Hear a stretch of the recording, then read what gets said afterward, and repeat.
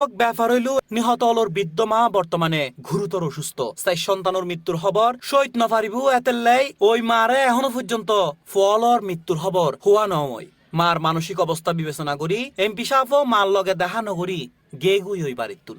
MP হুমাম কাদের এ সময় গণমাধ্যম কর্মী অলরে উক্ত পরিবারের প্রতি সংবেদনশীল হইবেল্লাই এবং ব্যক্তিগত সময় দিবেল্লাই অনুরোধ জানাই।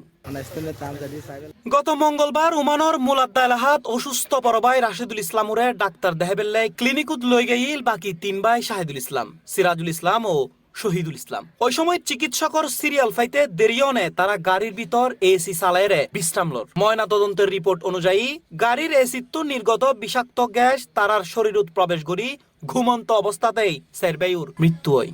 নিহত সেরবে হইলু রাশেদুল ইসলাম, শাহিদুল ইসলাম, সিরাজুল ইসলাম ও শহীদুল ইসলাম। তারার বাপুর নাম মৃত জামাল উদ্দিন। রাশেদুল ও শাহিদুল ইসলাম বিবাহিত আছিল এবং সিরাজুল ও শহীদুল ইসলাম অবিবাহিত। শুক্রবার যে দিনানত 2 ভাইয়ের বিদেশোত্তন ফিরনোর হতা আছিল ওই বাড়িত এখন 4 ভাইয়ের লাশর অপেক্ষা চলে। শোকে মাতম পুরো এলাকা।